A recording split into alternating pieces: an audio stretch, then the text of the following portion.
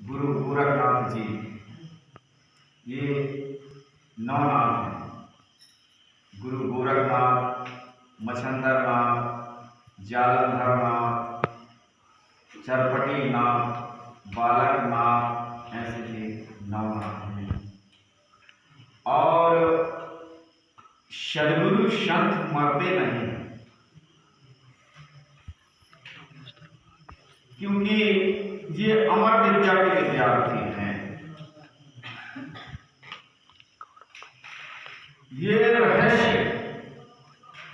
महारानी मैनावती ने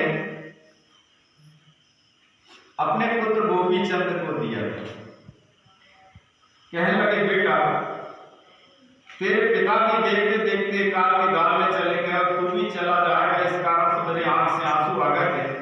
तो बोली, मां ये तो प्रकृति का नियम है। बोली, नहीं बेटा, ये पुनर्वि जननम पुनर्वि मरणम पुनर्वि जननी जठरे शयनम, बार बार जन्मना, बार बार मरना और माता के गर्भ के दुख उठाने से बचना है। तो तुमको ऐसा कोई सिद्ध सद्गुरु मिले, उसके मार्गदर्शन में तू अमर हो सकता। तो बोले, माता जी वो गुरु मिलेंगे कहां? तो वो मिलेंगे अभी सिद्धाश्रम में ठहरे हुए हैं।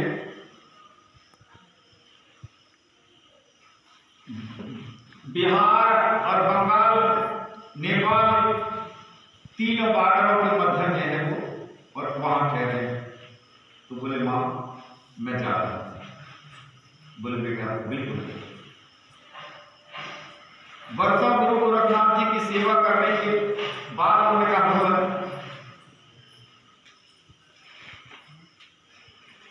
मैं आपका शिष्य बनना चाहता हूं। तो कहने लगे, मोर तू इतने बड़े सम्राट बंगाल नरेश का बालक है, तू राज सुख भोग सुख है, ये बनवासी दुख को कैसे सहन कर पाएगा? नहीं कहा, भगवान आप जो कहोगे मैं करने को तैयार हूं। तो बोले, तू राज्य पाठ को त्याग सकता है? तो बोले, हाँ मैं सर्वस्व त्याग सकता हूं। तो बोले, अपनी माता को त्याग सकता है? तो बोले, हाँ मैं अपनी माता को भी त्याग सकता हूं। तुम्हारी 2 पटरानी उनको भी त्याग दोगे? तो बोले, हाँ मैं उनको त्याग सकता हूं। तो बोले, एक काम करो, तुम जाओ इसी क्षण और अपनी माता से भिक्षा लेकर के आओ और अपनी धर्मपत्नियों को माता कहकर के उनसे भिक्षा लेकर के आइए। बोले, ठीक है बोले। इन्होंने दंड कमंडल लिया, भस्माई भगवस्त्र धारण किया और बंगाल की प्राचीन प्रांगण में माने अपने राज्य में पहुंच गया और कहते हैं, अलग माता जी मुझे भिक्षा दीजिए।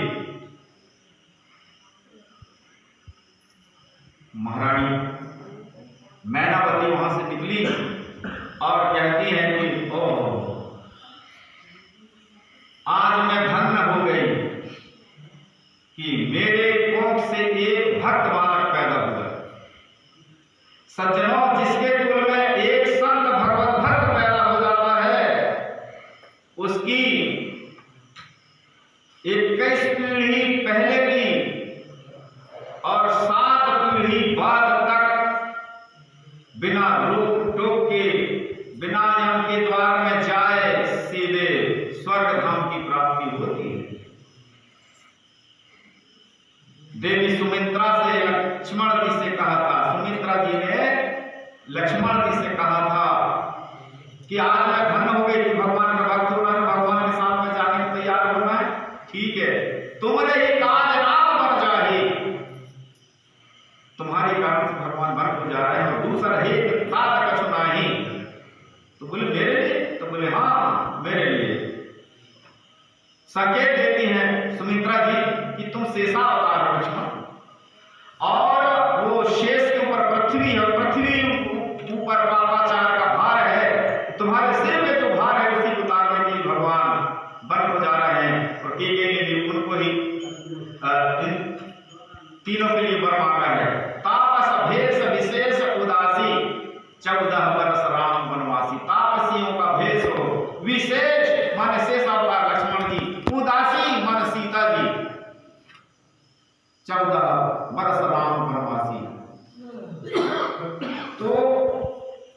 सुमित्रा जी ने ही एक ब्रह्म से प्यार किया था, पुत्र नहीं। पुत्रवती युवती जग सोई और रघुपति भरत जास हुई। वही माता धन्य है कि जिसका पुत्र महापुरुष संत बन जाए। तो आज मैं धन्य हो गई इसलिए कि मेरे कोख से भक्त बालक पैदा हुआ। जाओ, मैं तुम्हें 3 बातों की शिक्षा की दीक्षा देती हूँ। बोले माँ, मैं धन्य हो जाऊंगा। पहली शिक्षा क्या माता जी?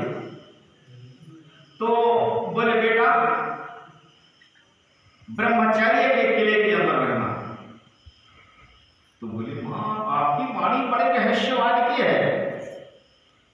वहां तो झाड़ झाड़ू झोपड़ी भी नसीब नहीं होगी, तो किले के अंदर कैसे रहूंगा? तो बोले नहीं बेटे, ब्रह्मचर्य का जो पालन नहीं कर सकता वो तो न ज्ञानी बन सकता है, न भक्त बन सकता है, योगी बन सकता है। जो ब्रह्मचर्य व्रत का पालन करता है तो उससे शोक, मोह, लोभ, काम, क्रोध, मद, रोग, ये सब शत्रु दूर भाग जाते हैं। इसलिए वो माता जी, मैं धन्य हो गया।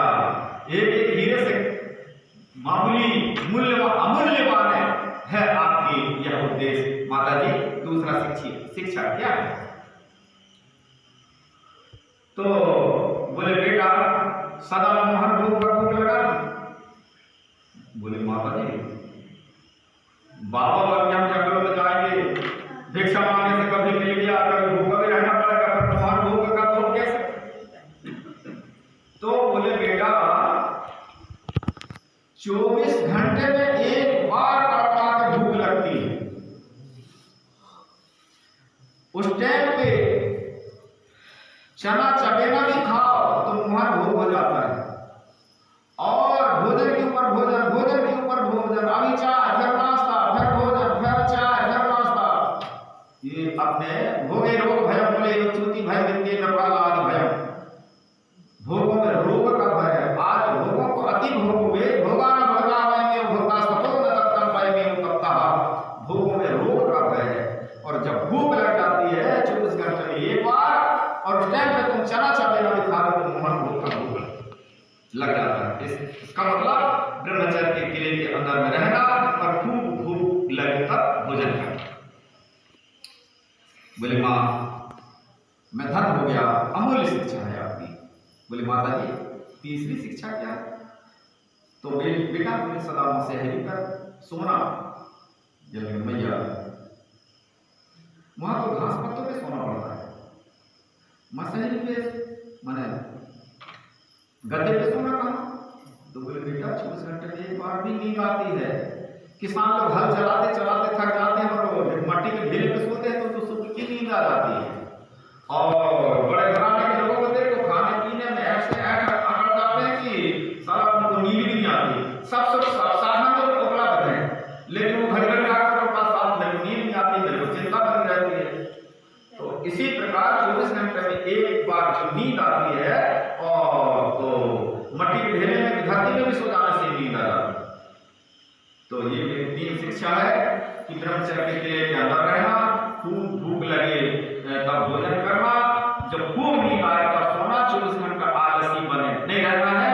क्योंकि 1 सेकंड बड़ी कीमत। हमने अंदर श्वास खींचा फिर छोड़ा है, और फिर खींच लें, इतना भी समय नहीं काटना। एक और विश्वास से खाली कोई न कलक बीच कीचड़ कलंक आंख पे धोए ले श्वास श्वास में हरि भक्त था समस्पति होए, और ना जाने हर श्वास का फिर आनंद ना होए। 24 घंटे में हम 21,600 बार श्वास ले लेते हैं। यही हमारी आयु है। कितनी तुम्हारी 100 वर्ष की जीना तुमको, तो उसमें कितनी आयु हो जाएगी। और ये हमारे 6 चक्र होते हैं, मूलाधार, स्वादिष्ठान, अनाहत, विशुद्ध, आज्ञा चक्र।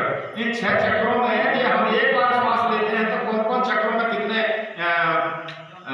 प्राणवायु व्यतीत होते हैं? प्राण, अपान, व्यान, उदान, सपन, पूर्ण, वरा, धन है। ये 5 प्राण और 5 महाप्राण होते हैं, और ये 6 चक्रों में भ्रमण करते हुए सर्वोदर कमल में जाते हैं। वो ये मन मंदिर के द्वार है। तो बोले बेटा तेरी मेरी शिक्षा है, अब जाइए। अपने माता पिता को प्रणाम करके और शीश महल की तरफ वो जाते हैं। बाकी ने बताया दासी ने कि दीदी देवी हमको लगता है कि महाराज श्री बाबा बन गए और वो बाबा के भेज में भिक्षा मांगने आए। अच्छा, बोले सही पहचान? बोले हाँ। बोले मैं पहचान ली। महाराज साहिबा कंचन के थाल में रत्न लेकर के और उसको रेशमी वस्त्र से ढक करके सामने आती। कहने लगे लीजिए। तो उन्होंने कहा कि भिक्षाम देही माता जी। तो कहने महाराज श्री आपका राजपाट सब कुछ है, जे लीजिए हीरामती, और हमारे साथ में भिक्षा के रूप में हमारे हाथों का हार लेते जाइए या हमारे प्राण को भी साथ में लेते जाइए, हम आपको छोड़ना नहीं चाहते। तो बोले नहीं नहीं देवी, मेरे गुरु ने मना किया है। तो बोले क्यों मना किया है?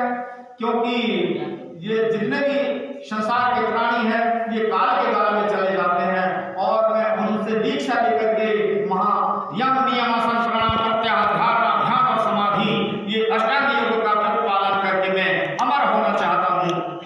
अच्छा, बोले स्वामी जी आप अमर होना चाहते हैं, ठीक है, आपको ऐसे सिद्ध सदगुरु मिले हैं और आप अमर होना चाहते हैं तो हम हमारे कलेजे में पत्थर धर लेंगी, लेकिन हम आपको सहर्ष आदेश देती हैं कि आप अपने कल्याण के लिए, सारे संसार के कल्याण के लिए और योग विद्या का प्रचार और प्रसार के लिए हमको त्यागना पड़े तो बिल्कुल त्याग दीजिए, जाइए आप अपने सदगुरु के शरण में। बोलो श्री सदगुरुदेव भगवान की जय। योगी श्री गुरु गोरखनाथ जी भगवान की जय। उनके शरण में जाते हैं तो क्या प्रणाम किया।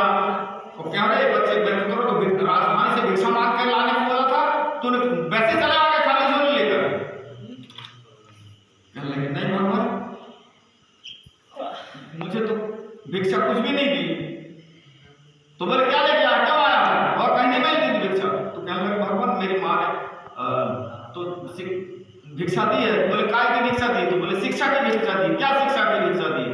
तो बोले भगवान गुरुदेव मेरी माता जी ने 3 बातों की शिक्षा की भिक्षा दी है कि ब्रह्मचर्य के किले के अंदर रहना, खूब भूख लगे तब भोजन करना और खूब नींद लगे तब सोना।